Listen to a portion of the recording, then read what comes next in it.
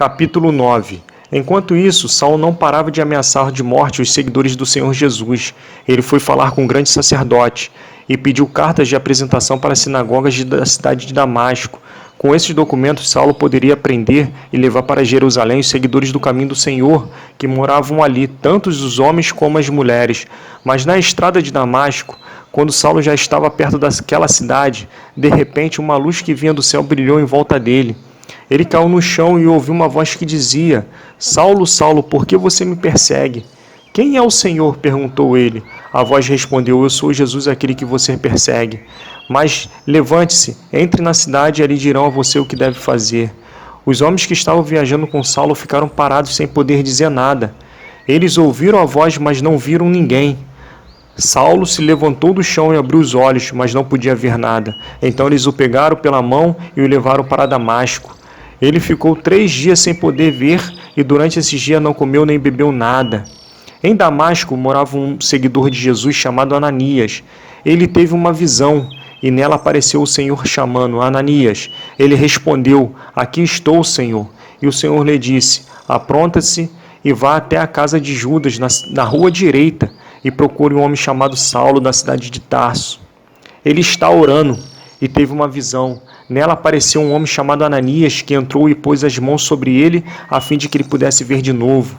Ananias respondeu: Senhor, muita gente tem me falado a respeito desse homem e de todas as maldades que ele fez em Jerusalém com os que creem no Senhor. E agora ele veio aqui a Damasco com autorização do chefe dos sacerdotes para prender todos os que te adoram.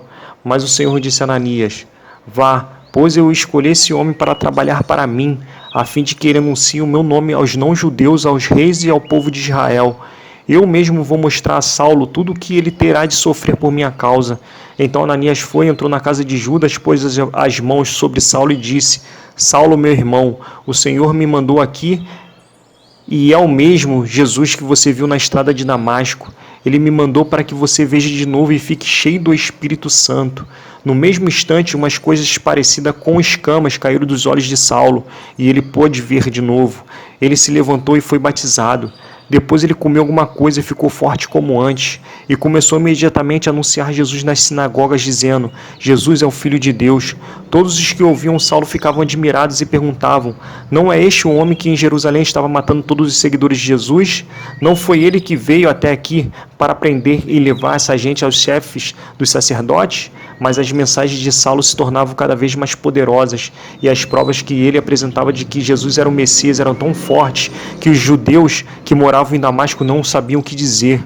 Muitos dias depois, os judeus de Damasco se reuniram e resolveram matá-lo, mas Saulo ficou sabendo do plano deles.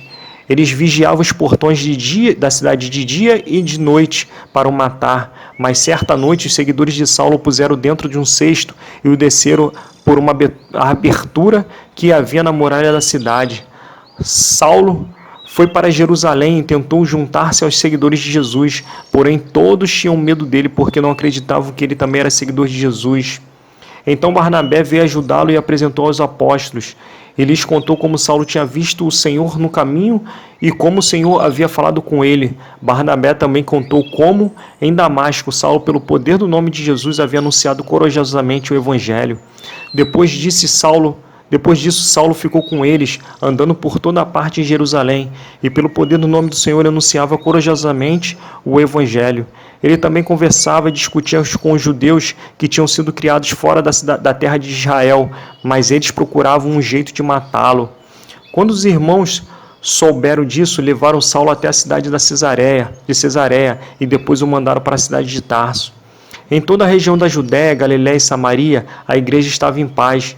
Ela ficava cada vez mais forte, crescia em número de pessoas com a ajuda do Espírito Santo e mostrava grande respeito pelo Senhor Jesus. Pedro viajava por toda parte. Um dia foi visitar o povo de Deus que morava na cidade de Lida. Encontrou ali um homem chamado Enéas, que era paralítico e fazia 8 anos que não saía da cama.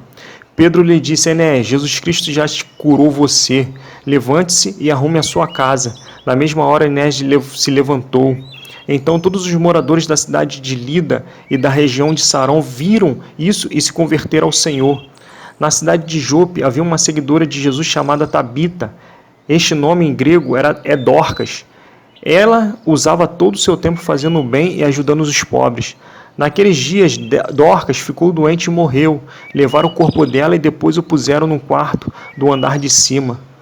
Jope ficava perto de Lida. Quando os seguidores de Jesus em Jope souberam que Pedro estava em Lida, enviaram 2 homens para levar-lhes o seguinte recado: por favor, venha depressa até Jope. Então Pedro se aprontou e foi com eles. Quando chegou lá, eles o levaram para o quarto de cima. Todas as viúvas ficaram em volta dele, chorando e mostrando os vestidos e as outras roupas que Dorcas havia feito quando ainda vivia. Então Pedro mandou que todos saíssem do quarto e em seguida se ajoelhou e orou. Depois virou-se para o corpo de Dorcas e disse: Tabita, levante-se. Ela abriu os olhos e quando viu Pedro sentou-se. Pedro pegou-a pela mão e ajudou-a a ficar de pé. Em seguida chamou toda a gente da igreja, inclusive as viúvas, e as entregou a eles viva. As notícias a respeito disso se espalharam por toda a cidade de Jope e muitos creram no Senhor. E Pedro ficou lá muitos dias na casa do curtidor de couro chamado Simão.